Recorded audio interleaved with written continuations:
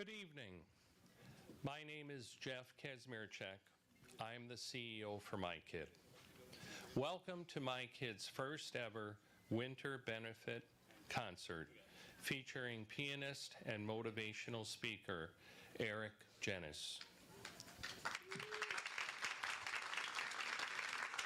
Thank you, Eric, for your advocacy and passion and for sharing your talents with us tonight.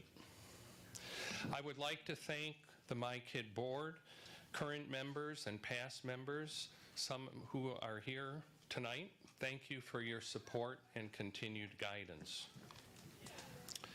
I would also like to thank the marketing development team, Patrick, Elizabeth, and Patrice, as well as our volunteers and staff for making this happen.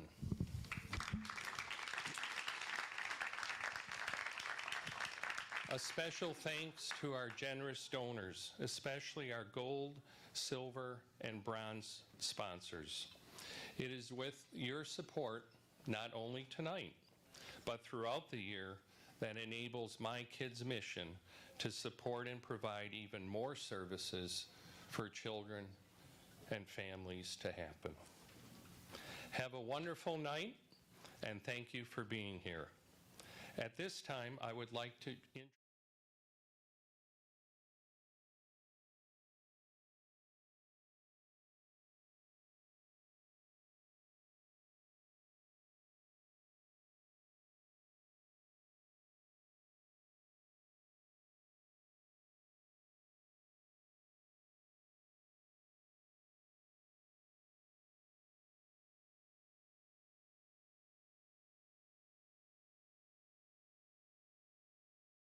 of teens, of families.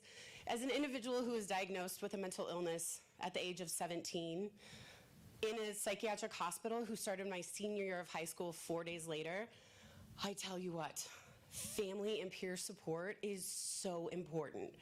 I'm fortunate that my parents are here with me today, along with my family and boyfriend, that without people like that in my life and without services like MIKID, I certainly wouldn't be standing here in front of you today. So it's been a real honor to be inspired by the work of MIKID, but also inspired and driven and motivated by so much of the work that came before me. So I want to take a moment to honor our current board members that serve on MIKID. We've got several of them here, and so I'd like to take a moment. If you could please stand so we could recognize you.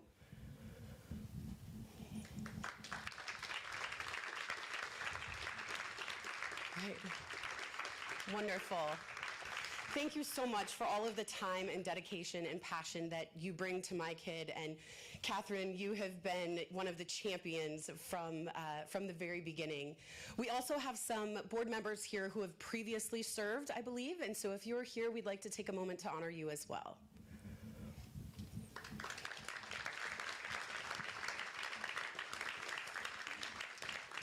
All right. Well, we certainly have a fantastic night ahead of us.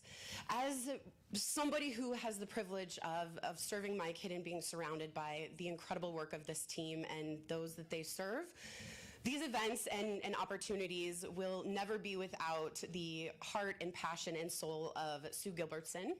Sue is the founder of MIKID, and we were able to spend some beautiful years with her and celebrate her life last year. And so I also want to honor Wendy, who is here tonight. That's Sue's daughter. We thank you for sharing your mom with us and your brother, who is the heart behind this organization. So thank you very, very much. I'd now like to take a minute to introduce our next speaker, Laura Piankowski. Are you here? You are next on the mic. Great, thank you. Thanks, Erin. Hi, everyone. My name's Laura Piankowski, and I'm the Office of Individual and Family Affairs Administrator at Mercy Care. So it's an honor for Mercy Care to be here today supporting this inspirational event. We're all here supporting an organization that, through its determination, commitment, and compassion, has created a better mental health system established a support network for Arizona families, and developed an army of advocates who continue to fight for improvements in the children's behavioral health system. At Mercy Care, we stand with MIKID, an invaluable asset that has served our community for over 30 years.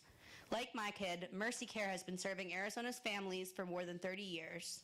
Since 1985, we provided access to physical and behavioral health services to our community's most vulnerable children, adults, and seniors, including children in foster care and people with serious mental health issues, developmental and cognitive disabilities, and long-term health care needs. At Mercy Care, we are deeply committed to helping not only our members, but everyone in the community live healthier lives and achieve their full potential. One of the ways that we do that is by joining forces with organizations that support our efforts to advance health equity, to address social injustices. As a part of our mission, we've collaborated with many organizations to focus on these health areas: managing chronic conditions, supporting health and well-being, addressing housing security, and empowering recovery from substance use. Since 2016, as a part of our Community Reinvestment Grant Program, Mercy Care has invested nearly $15 million in local nonprofit organizations. We look forward to continuing the work with MIKID and all our other longtime community partners and expanding our community partners and collaborators. Thank you.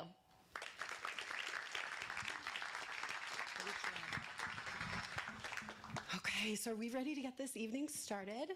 I am so thrilled and have the honor to introduce Eric Genuis, who will delight us with music and inspiration for the rest of this evening. So thank you again for taking the time to be here and support such an incredible organization. Jeff, you're a fantastic leader.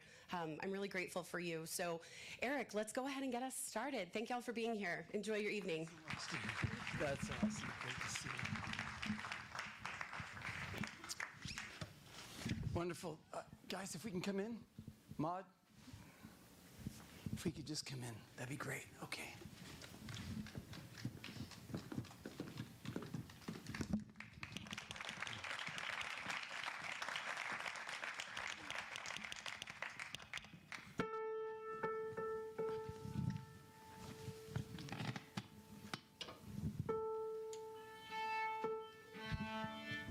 It gets better than this. It really does. My friends, it is such a delight to perform for you this evening. I am so excited to be here, and I'm so thrilled to share this music for such a special event. And as you heard in the great introduction, they were saying how thousands of kids have been helped and aided. So I'll tell you a little bit about my work and why I'm so excited to be here.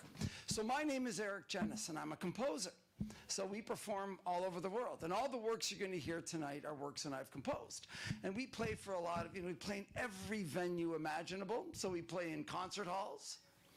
And we play, for a lot of celebrity homes. And I play in a lot of celebrity events. And I play in a lot of fundraising events, country clubs and things like that. But in the last 30 years, I've thrown my life at playing something very different. I've thrown my life at playing in a lot of very, very dark places. So I play in a lot of prisons. I've just played my 1,000th prison show. And as long as they keep letting me out, I keep going back in. Not too smart. My 1,000th prison show was on death row in Texas. It's just incredible. So many stories about that concert.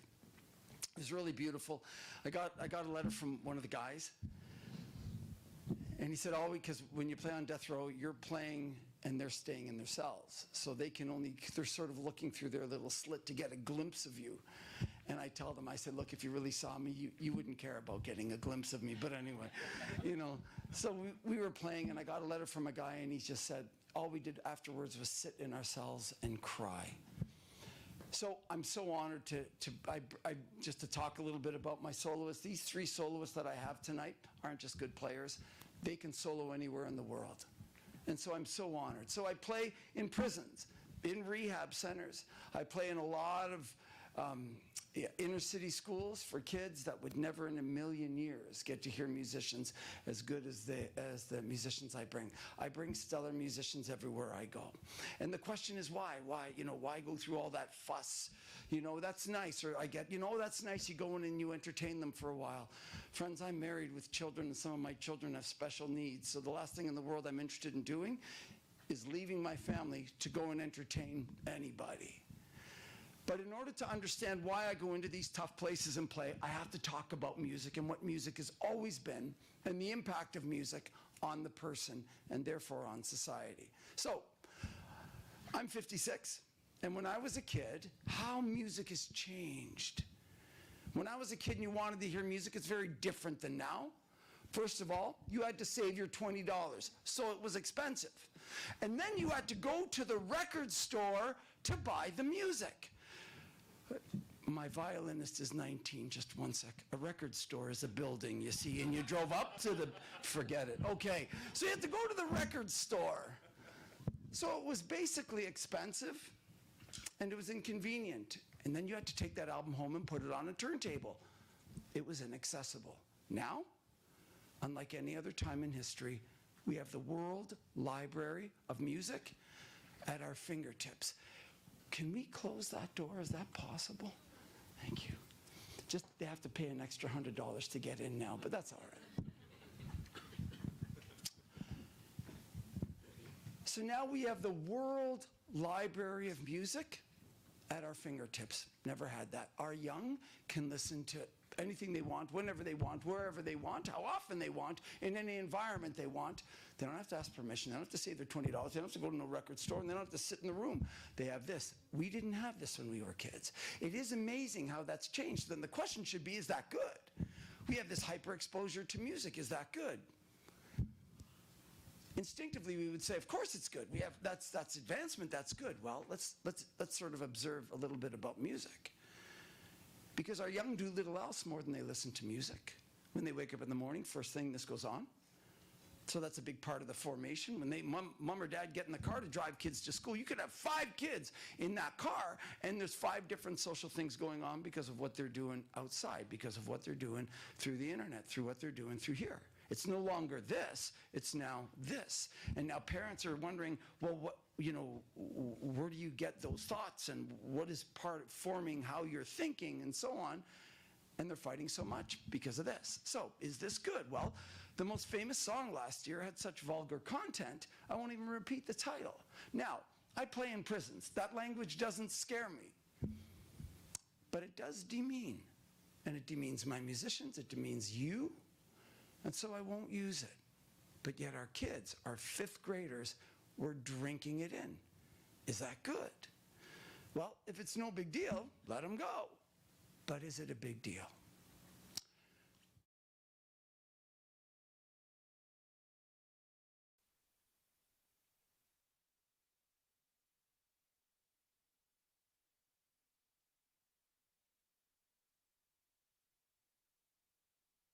He didn't say, let me read the textbooks. He didn't say, let me talk to the philosophers. He said, let me hear the music.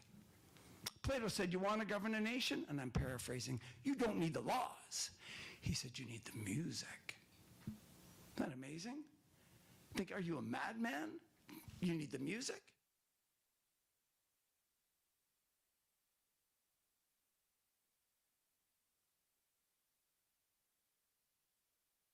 Every video game they play has music behind it. Every movie they binge has music, or sorry, every series they binge has music behind it.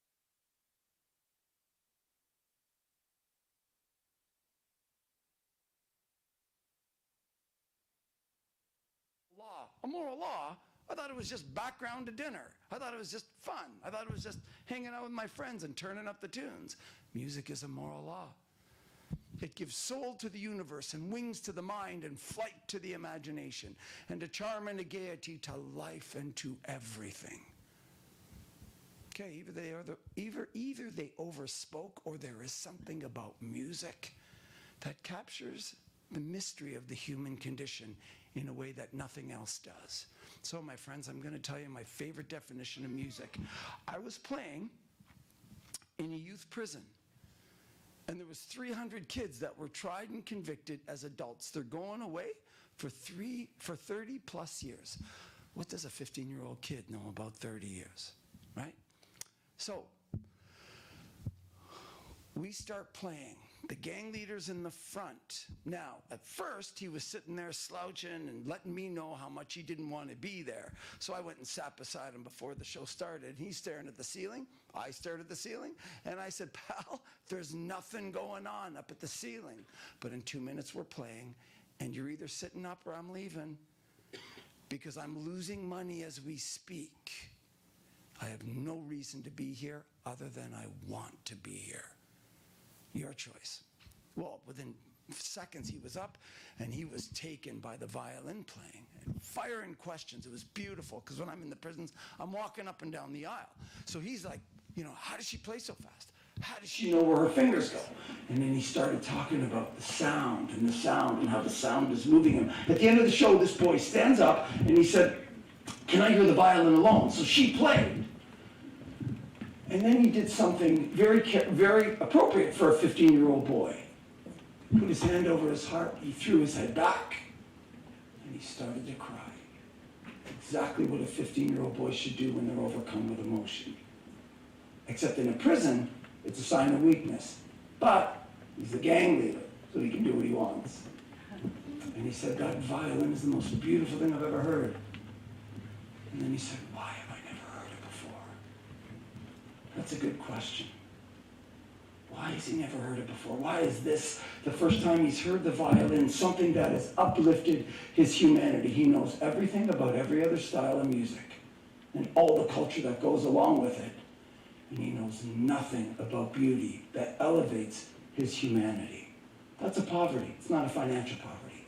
But it's certainly a sociological and a psychological poverty. He's why I go in. He's absolutely, I'll go in for a kid like that any day. So my friends, the first thing I say when I'm in the prisons is, you couldn't get to Carnegie Hall. I brought Carnegie Hall to you for him. So it is such an honor to share the music with you tonight. All the works you're going to hear tonight is music I've composed. If you like it, and if you don't like it, she composed it. Okay? This first piece is a piano, violin, cello trio. This is called Rebellion.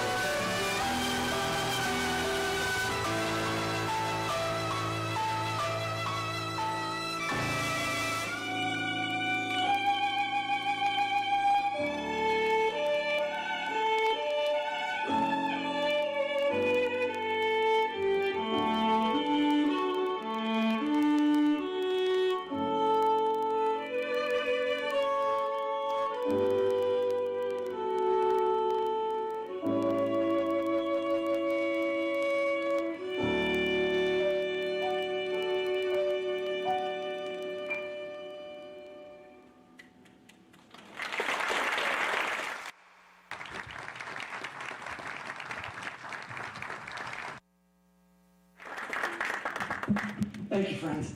This next piece is a vocal and a violin duo.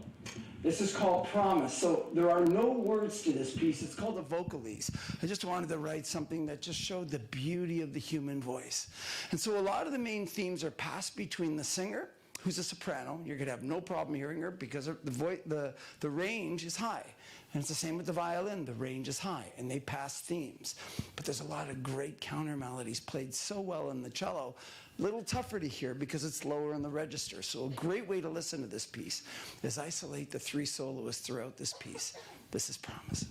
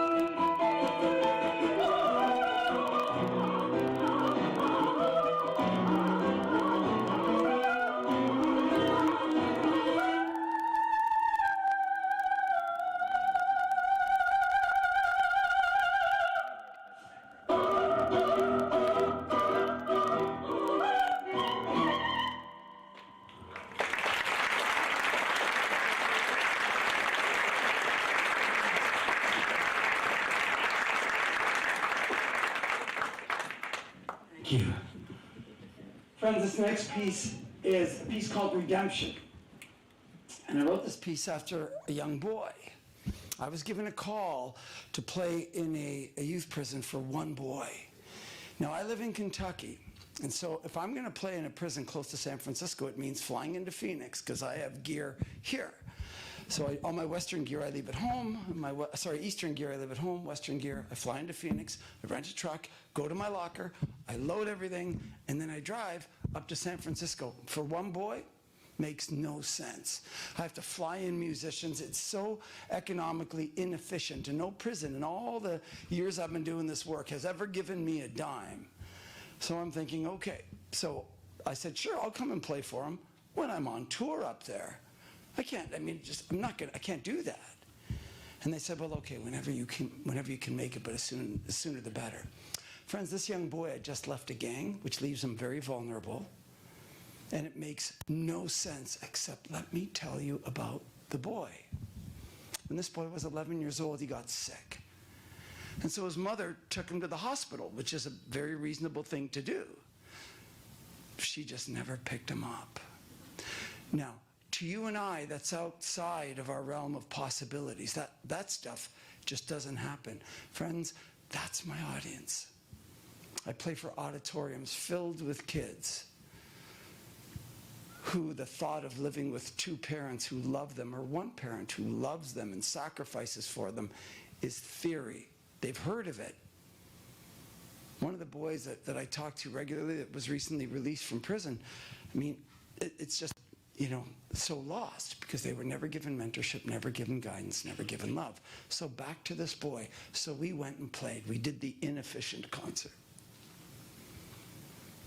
And after the show, I sat beside the boy and I said, son, what's the plan? He said, the plan is to come right back in.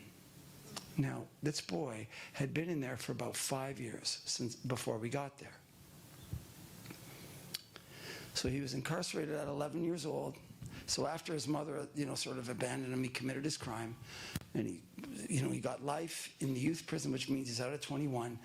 So he was in there about 4 years when I got this call. In those 4 years, he's never been hugged, never been told I love you. Nobody's ever gone to the boy and said, you know what, when you get out, I'm going to be with you. I'm going to teach you a trade so that you can learn to fend for yourself. I'm going to teach you how to survive in different social settings. I'm going to teach you how to succeed. I'm going to teach you how to handle failure. And when you fall, I'm going to be there. I'm going to pick you up, and we're going to go down that journey together. Nobody. No happy birthday, no Merry Christmas. Essentially, we've thrown enough food at this boy to make him look like an adult. But there is nothing in here that would say, I'm ready for the world. The awe and wonder of life. You ever see a boy play with Lego? It's awesome. This piece is the universe. This piece, that's the solar system. The imagination, the awe and wonder of discovery. Every time I sit at the piano and compose music, it's so fun. It's like I've got the world right here in these 88 keys. I'm going to have a ball. And this has already been snuffed out of this boy at 11. Now, we play for many, many years. I play for tens of thousands of young people a year. And this concept of, my life has no meaning, my life has no purpose, is more and more prevalent. And it's something that's very concerning to me. So I wanted to write a piece of music that just uplifted and showed and brings hope and brings encouragement. In these prisons, this is what I hear. I'm estranged from my family, so my life has no meaning. Who told you? Your life has no meaning. I play for PTSD people, and they say, I could never be forgiven for the horrible things I've done during war. Who said you can never be forgiven? Who said you can never be healed? Who said you can never be whole? They've already self-condemned to the point where they feel hopeless and helpless and useless and worthless. And that is not the human condition. You want to challenge how you do things? Challenge it all day long. I should be kinder. I should be more brave. I should be more present. I should be, more charitable. I should, all that. Good. I've got my list too. But we should never question our dignity. The gift of humanity is that there is this profound, unspeakable, immeasurable dignity that we all have. We'll never earn it. We can't lose it. We can't win it. I have a beautiful daughter, 18 years old, with Down syndrome.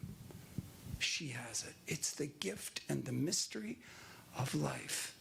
So when I hear in this beautiful introduction how they're helping so many children who are compromised and so many children who are vulnerable, I think, oh, that's so beautiful. That's life. So friends, I wanted to write a piece that just uplifted and brought joy. This piece is redemption. Musically, it's a fun piece to listen to because there's two main themes. The first theme is introduced by the cello. Why the cello first and not the violin? Because Brendan paid me more money than Maud. Sometimes it just comes down to practicality. That's it. Well, that's not really true. The opening theme, friends, you're going to hear it right away, represents the struggle of redemption. Sometimes we have to overcome certain things in ourselves to live who we're meant to live. And the second theme, introduced by the violin, is the glory of redemption. You're going to hear these themes play alone, separate, passed back and forth. So it's kind of fun following these two themes, but the magic is when they're played together, because sometimes the glory of humanity and of redemption is sought through the suffering. This piece is redemption.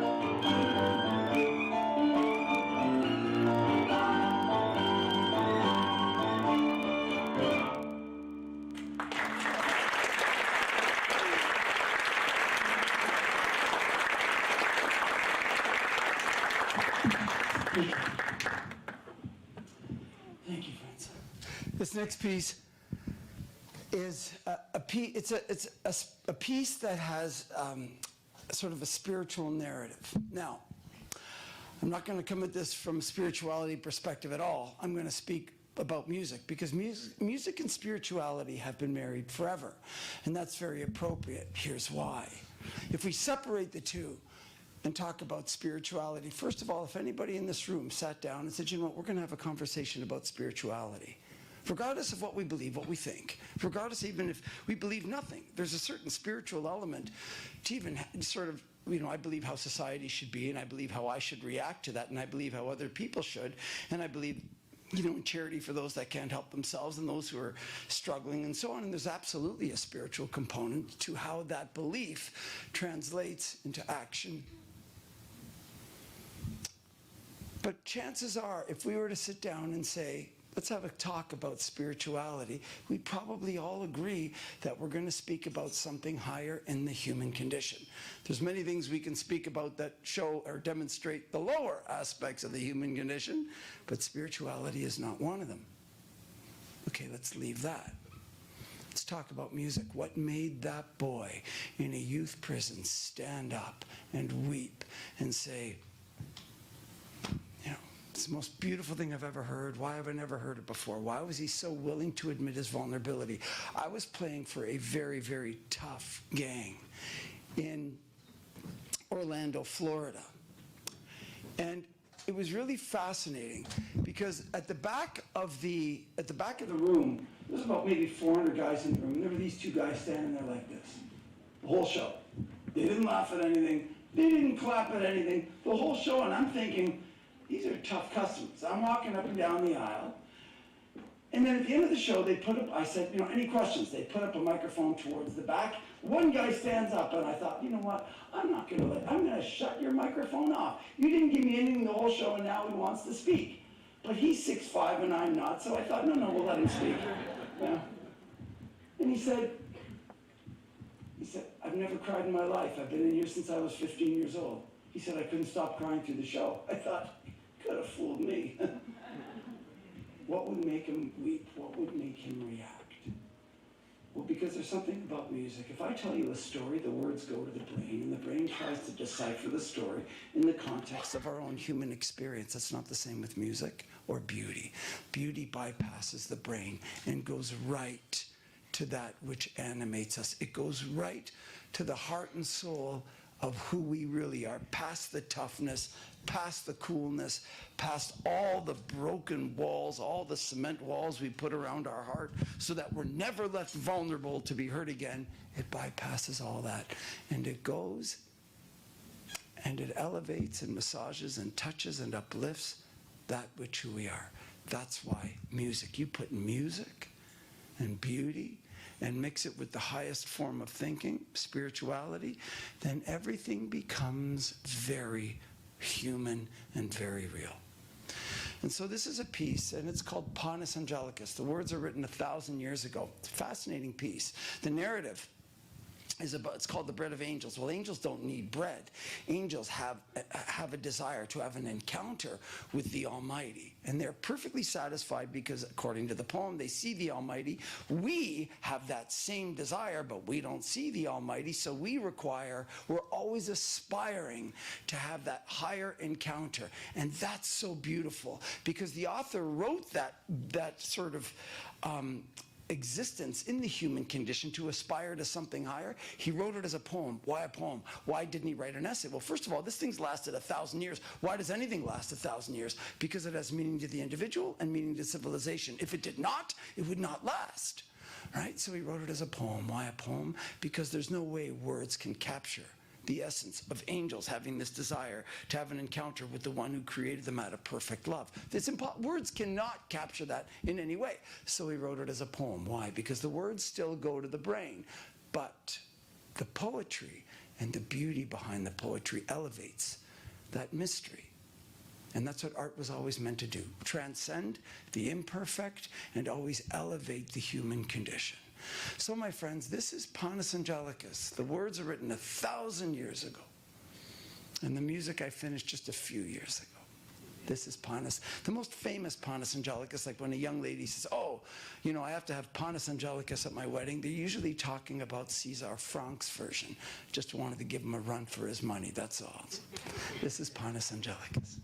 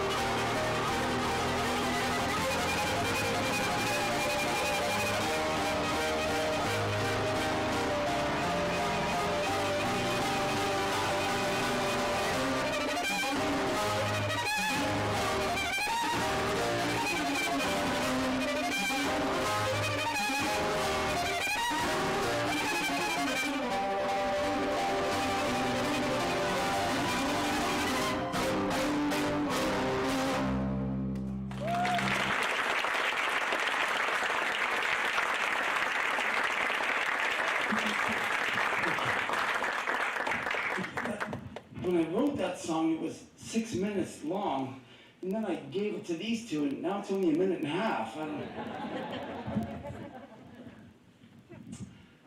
This next piece, friends, is a piece called Hero. And I wrote this piece after one of my heroes, which is a young girl in a youth prison in Ohio. So I get lots of mail from different inmates throughout the year. I get thousands of letters because I play for tens of thousands of inmates. And so I get letters. And this one girl wrote me a letter. Dear Eric, I feel compelled to tell you about my life. Now, if you asked me to write a horror film, I could not have imagined the contents in this letter. So I thought, this girl has an imagination. I called the warden and I said, you know, I want to respect this young lady. This is 10% truth, 90% fiction. 100% true. At the end of the letter, she said, I've been through a great deal. That's an understatement. Then she went on to say, but I know I'm meant to live a higher life. I love that. She didn't say, I deserve a higher life. She didn't say, I'm entitled to a higher life. She said, I'm meant to live a higher life, recognizing the beautiful gift we have of life and that we are meant to live a higher life. I'm meant to live a higher life. She said, I'm meant to climb out of this hole. I'm meant to crawl out of this mud. I love that. Crawling out of the mud. What's crawling? Crawling is fighting. What's mud? Mud is anything that keeps our humanity down. I'll give you an example. I was performing in Ramsey Unit in South Texas. And this one man comes up to me after the show. I wrote a piece called Mercy, and we performed Mercy. He comes and takes my hand. And he said, I lived with the pain that I caused that family when I was 19. I said, how old are you? He said, 91. I said, you've been living with that intensity for this long? He said, yeah, like it was yesterday. And I said, sir, did it serve you to whip yourself for 70 plus years? He said, no, didn't do me any good. I said, how about the family? Did it help them? No, didn't help them. That's mud. That is absolute mud. How about the divine? I said, did it serve, God, if you will, in any way? I didn't know what he believed, but I'm just trying to think. He's so self-condemning. I said, is this serving God in any way? He said, absolutely not. I said, well, everything that I know from every aspect of religion, I said, there's no God that ever said, oh, you've done something so bad, I'm rejecting you. So I said, if it doesn't serve the divine, if it doesn't serve you, if it doesn't serve that family, that's mud. That's just you deciding, based on nothing, that I am going to live a low life. That's mud. Now, I understand the temptation. We all have it, right? Oh, we feel guilty over things, and we feel this, and we feel that. Fight them. Fight them. Absolutely fight them. And some of us have gone through tragedy, and some of us, have gone through very, very difficult things, and we feel guilt, and we feel horrid over these traumatic situations. Fight them. Okay? You know what? This happened, and I feel, and there's a sort of a natural sense of pain and suffering, but I am not going to internalize this to the point of paralysis. You've got to fight them, even if they come, like these guys in prison, my life is worthless. Who said your life is worthless? You fight those ideas. Those are lies. Do not base your life on these lies. So this young lady said, I've got to crawl out of the mud. I love that. She was fighting things that kept her down. She's 15, never been mentored, has been abused unbelievably since she was 2. Where did she get this wisdom? She went on to say, I know I'm meant to live a higher life, I just don't know how. Great, I wrote her a letter back. And then she wrote me this letter a couple months later, and this is the letter that knocked me out. Dear Eric, I had a bad week. I gave in to all my demons. I gave in to my anger, my frustration, my resentment, my revenge. She said, prison is all I deserve. And at the end she said, but I know this is wrong. I know I'm meant to live a higher life. I'm meant to climb out of the hole and crawl out of the mud. I love that letter for many reasons. I have my letters. So I have my death row letters over here. I have my regular letters over here. And then this one stands alone. There's so much wisdom to that letter. I'm going to highlight 3 things that really move me. Number 1, she did not blame. If I've ever met anybody in my life that had a right to blame other people for her situation, it was her. She did not blame. If only my mother had been around, if only my father had protected me, then my life would have gone so much better, so to speak. She did not blame. Number 2,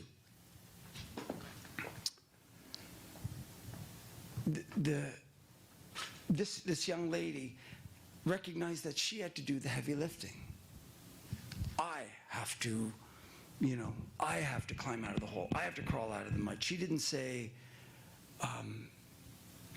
she didn't say the Department of Corrections owes me. She didn't say the Department of Education owes me. She didn't say any of that. She said, I've got to do it. She recognized other people will help her. But she recognized she had to do that heavy lifting. Without mentorship, without guidance, without wisdom, without anything, where did this girl get this? And the third reason was the perseverance. She didn't say, well, that's just the way I am. We say that. Well, you just have to love me and take the good with the bad. We say things like that have no meaning. Why would I say that to my wife? You just have to take me for who I am. I might as well say, I'm not, it's not worth me trying to change, to provide an environment in our home that allows you and the kids to thrive. Why would I deny that to the woman that I love, right? So, now, changing is tough. I'm 56 and I've practiced my bad habits for 56 years and I'm good at them.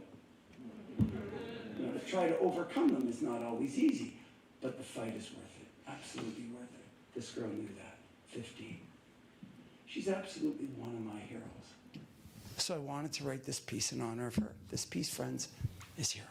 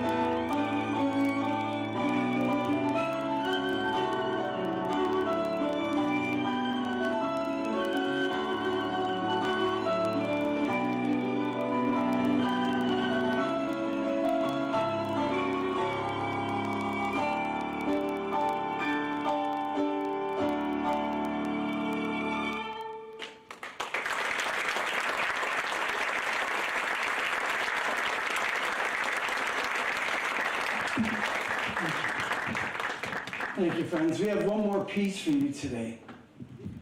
And just before we play it, the young lady who invited me to perform here tonight is Elizabeth Santa Cruz. I don't know if Elizabeth is in this room right now. But I feel very honored that she invited us and that we could be part of this evening. You know, I think, we spoke a little bit about some of these kids that were compromised, and some of these kids who sort of live on the edge, and some of these sort of kids who are, really, they're in trouble. And they have no guidance, they have no leadership. You think about that boy in that youth prison, he has no mentorship. So you think with, situations like MIKID, where would these children be without their guidance? Where would they be? Well, I'll tell you where they'd be because I played for them all the time. I'm really, really honored to do the work that I do, but anything that we can do for prevention. Just before performing this concert, I was in Louisville, Kentucky, performing for this man that spent close to 30 years in prison. And he got out and he started a school, and he got all these politicians in a room, and he said, those kids are down my path. Those are your future gang members. Those are the guys that are going to be, those are your future prisoners. You start a school, you intervene, you help them as children. If you help them as children, you stop this. It helps them believe in themselves. So you give them all the special needs help that they have, because many of them have special needs. So you give them the help, you mentor them, and you love them, and they know that they're cared for, and things change. Now, because of the work that I do, I can't do the work that MIKID does. I don't have time. I just absolutely can't. I have to do this. But we're all part of the solution. We're not all meant to do what they do. It's like I play in a lot of prisons. We're not all meant to go and play in prisons. But we're all invited and honored to be invited to be part of the solution. They are providing an opportunity to help so many kids that we'll never meet. I was telling my musicians right before the show, isn't it funny? We're going to go play for an organization, and all they're going to do with the evening is take the help that we've been, a small part of, and help kids we'll never meet. And the beautiful sort of fingers that will have, and the smoke and the outreach and the good things that happen from that, we'll never know. But we can feel good that we were part of the solution, and we were asked to be part of something very important. Every child's life matters. I got this kid that just got out of youth prison. He's calling me all the time, and that's great. That's wonderful. But if I can do anything to keep him out of that, then that's a life worth living right there. We were playing in Virginia, and this one girl called me up right after the show, and she said, because of young ears, she said, there isn't one day of my life so far that I haven't been so tempted to take matters into my own hands. Okay? So I think, okay, honey, let's work through this. And I've gotten to know her parents a little bit, and we're sort of trying to help this young girl. If I do nothing else with my life but help that girl, it's completely worthwhile. Imagine how many children they're helping. So we do what we can to help organizations. They're doing what they're supposed to do. Maybe you can help them tonight. So friends, I'm just going to ask you donate what you can. And if you give to other organizations, stop giving to them. Well, maybe that's a little aggressive. Okay, so let's leave the last. But know that every dollar that you give is helping these children that have nobody. When I look into audiences and I'm playing for these kids, I almost want to weep for them on stage, because I know what they're going through, and I know what they've been through. And so I think anything that we can do to bring hope and bring goodness and be part of the solution. If you don't have funds, don't give. If you have time, give that. If you can make this aware, make this organization, this beautiful organization, aware to other people, that's helping. That's moving the ball forward. Anything we can do to move the ball forward. This is a completely unsolicited ask. They're probably sitting there saying, Eric should stop talking right now. Friends, it has been such an honor to share this music with you. Just a couple of logistics. I have CDs available on the table. Now, a couple of specials tonight. Usually I charge $300 a CD. I've never gotten it, but I've charged it. But they're available on the table. They are free. Okay? So what you should do is go to if you enjoyed the music, go to the table. There's 6 different ones. There's blood, sweat, and tears on every one of those notes of every one of those CDs. All I ask is that you do what you can to make like if you go to the table and take some CDs, make a donation to MIKID. Okay? So I've donated all the CDs tonight. Every donation from the CDs goes to MIKID. Just make a donation to them. If you are between jobs, take the music and don't give. Don't give. Just take the music. The music does no good in my basement. Take it if you have CD players. If you don't, I have a code that I can give you that you can download all the music for free. And I'm also on all those streaming sites like Spotify and all that. I don't know how to use them, but I'm on them. Friends, the last thing I'd like to do before we play our last final piece is introduce these 3 extraordinary soloists. Our wonderful violinist tonight is M.I.K.I.D.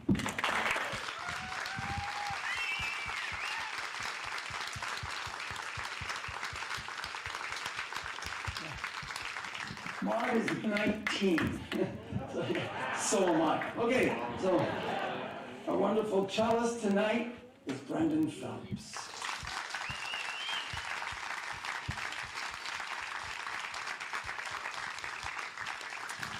And our wonderful singer is Tiffany Ho.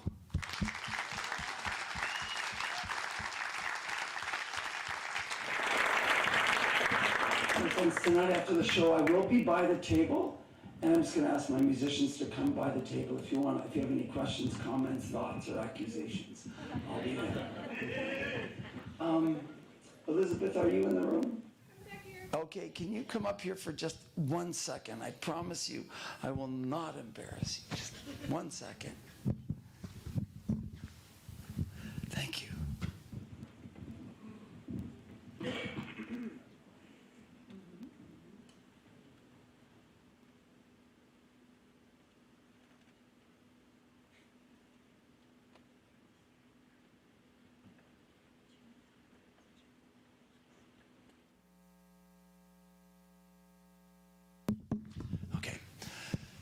We were just making a bet on the football games.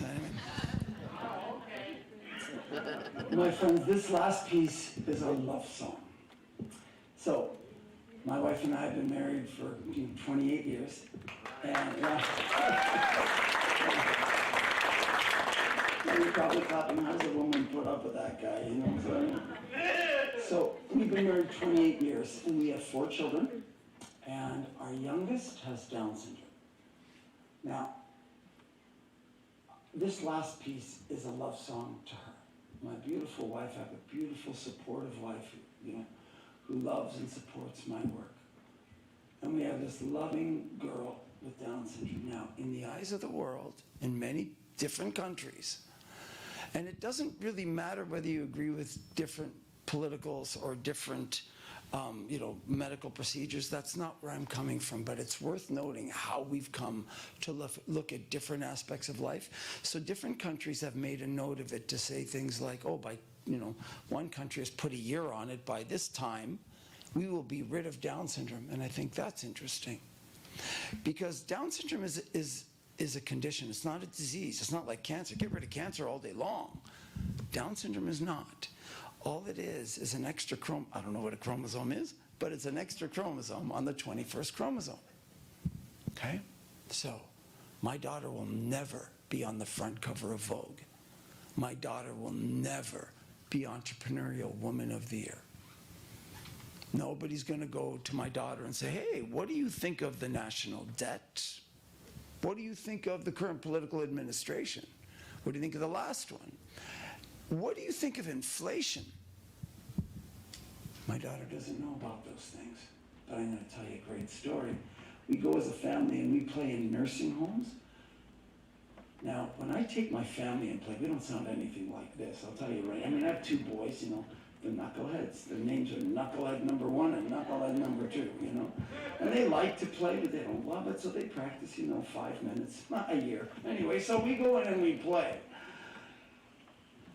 And after we played, we had to go through the hospital to get to the car. And my beautiful daughter with Down syndrome, she'll never be beyond 10 years old. The joke in our home is, oh, when we're empty nesters, the 3 of us are going to have a ball, you know? So what we did was we went through the hospital to get to the car. And there was a woman who was weeping. That came out of this room, sat down in a chair, and my daughter instinctively went up to this woman and crawled in her lap, put her arms around the woman's neck, put her forehead to the woman's forehead, and started to weep just as hard. You know what I saw? I saw perfect human compassion. My daughter didn't say, hey, are my friends going to think this is cool? Because if my friends don't think this is cool, I'm not going to do it. She doesn't know to care about what other people think. You and I suffer from that disease. She does not. My daughter didn't say, hey, Dad, take a photo. This is going to make a great post. She doesn't worry about her brand. All she did was instinctively feel the pain of this other person. My daughter had perfect human compassion. She demonstrated exactly what you and I were meant to be to each other. But you and I are too guarded. Too guarded. I didn't hug the woman because I would have thought she would have felt uncomfortable, and so would other people, so I didn't. I let my perception of other people's impression of me stop me from doing the higher human good. It did not stop my daughter. So, who is disabled? Me or my daughter? I walked by this woman, and I'm thinking, I'll take my kids to ice cream. I'm thinking ice cream when this woman's screaming in my ear. You know what I'm feeling for her? Nothing. And all I could think about when I saw my beautiful daughter embrace this woman was, when did I die? When did I stop feeling for people? When did I think it was okay to walk by somebody so broken and not even offer a glass of water? So, friends, on a bit of a lighter note, I do play in a lot of celebrity homes because I'm always trying to raise money to go and play in the prisons. And you know one of the best things, the greatest things about playing in celebrity homes? The food. Guys, I'm telling you, the food is outstanding. You know, but I can't just sort of help myself because I'm, you know, I have to get the concert. So I got it down. It's kind of like a football play. I know what door the celebrity's going to walk in. So they walk in. What does everybody in the room do? Goes to the celebrity. Leaves the food line wide open. So I go in the open, like the coach says, and I go and help myself to the food. It's awesome. I got 30 seconds before anybody catches what's going on. Do you know why people go to the celebrity? Because they're easy to love. There's a lot of people in this world who are easy to love. It's that good-looking girl, the good-looking guy. It's the perfect chiseled athlete. It's the person who lights up the room with all their humor and all their, you know, charisma. It's the person who has the best, you know, the New York Times bestseller list. They're easy to love. And then there's a whole group of people that are difficult to love, like my daughter. My daughter wants love like everybody else. You want to make my daughter's world? Come to my house and sit down and have a tea party with her. Just sit down and have tea. She's not going to do makeup with you ladies because she can't. She can't play one-on-one basketball. She doesn't know the latest Netflix series. She doesn't know the latest band that's popular and famous. She doesn't know the latest music. She doesn't know any of that stuff. She's just going to be so happy that you are there. That's it. And she's going to be so happy. Tell me, when was the last time you were just so purely, perfectly happy over something so simple? Again, who's disabled? This girl gets such joy out of someone walking in the room. I've stopped getting such joy because of my distraction, because of my cynicism, because of my pessimism, because of my trauma, because of all these things. She doesn't suffer from that. She gets joy out of all these great little things. Maybe if we all had a little bit of Down syndrome, what a great world it would be, huh? So friends, when my daughter was born, she was born with a bad heart. What's interesting about her, though, is that my daughter just went to this woman naturally. It was charity, perfect charity. Charity is always the right thing to do. It is always the answer. Politics is never the answer. Oh, if that guy gets in, then everything will be great. It's never the answer. Charity is always the answer. Hollywood is not the answer. The answer is what you're doing for each other. You know, it's interesting because a lot of great thinkers of the past, you know what they say perfect love is to show charity to people you do not like. The people who are difficult to love, like my daughter. So friends, I wrote this piece. So one last thing, if you ever have the opportunity for charity in any way, please take it. Take it. Take the opportunity. Because one of the things that is like a reel in my mind that plays over and over is how many times I was too busy, too distracted to show charity that was right in front of me. I'll never forget this one incident. This one guy was pouring out his heart in a prison, and he's pouring it out right in front of me after a show. He was clutching my elbows, and I'm thinking, I'm late for my next show. And I hardly heard a word he said. I'll never get that conversation back. You have an opportunity for charity. It's always the greatest thing to do. Stop everything and be charitable. I don't say these things because I'm good at them. These are things I'm working on too. This final piece is Here I Am. I wrote this piece when my daughter was born. She had a really weak heart. We didn't think she was going to live. She went into heart failure at 3 months. She went into the operating room, and I was in the waiting room, and it was the 5.5 longest hours of my life, and I wrote this piece at that time. This piece, friends, is Here I Am.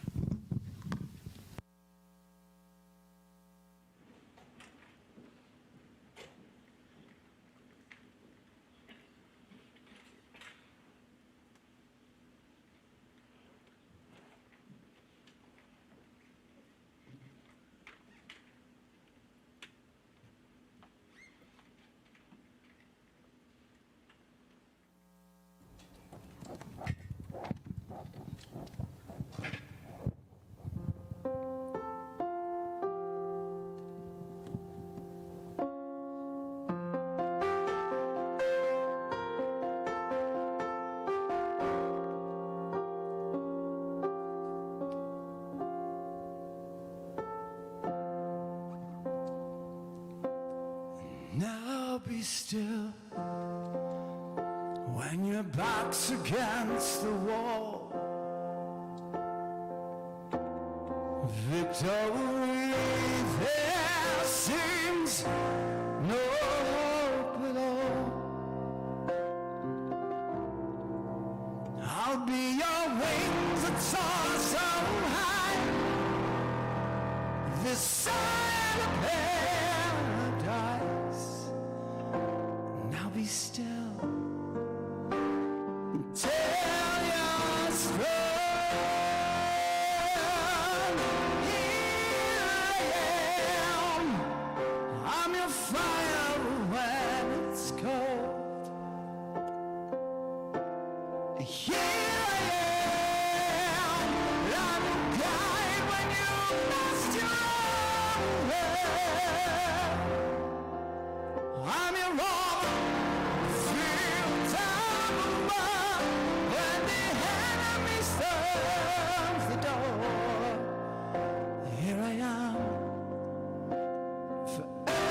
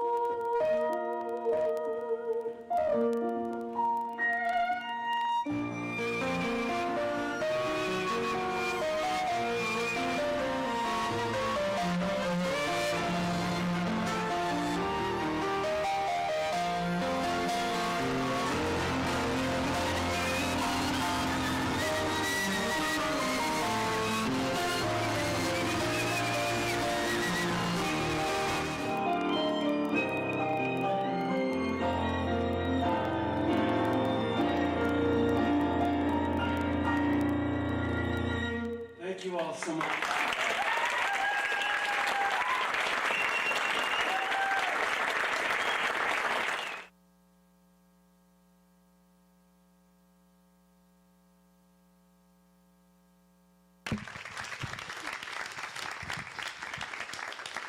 Thank you, Aaron, Tiffany, Maud, Brendan. Thank you, everyone, for coming. I just, again, also thank, we have a special guest who is here tonight, Jim Atkins, lead singer of the band Jimmy Eat World. And he also brought his son, so thank you for coming out, Jim. Appreciate the support. Our auction is up and running until midnight. So those that go home and look on the computer and want to get involved with the auction or make a donation, that is up and running till midnight. And of course, you can make a donation at any time. We appreciate that as we do our programs year round. I'd like to just then pass the mic to Erin for some final words. Thank you so much. Wonderful job. Thank you all. As we close out, just on behalf of the Board of Directors at MIKID, I want to thank all of you for your support in making evenings like this possible. I also want to take a moment to give a round of applause, and for the staff, for everybody who works for MIKID, will you please stand and be recognized?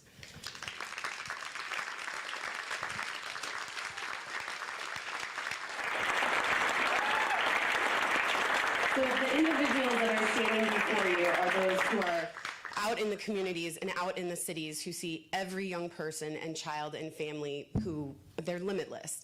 And so through their love and empowerment and support and belief in every child, no matter what their experience has been, who they become is absolutely limitless. And that's the mission of MIKID. It's about empowering and seeing all the strength that all of these young people have to offer. So we wouldn't be here without your good work. And so thank you all for joining and supporting such an incredible organization. Have a wonderful evening.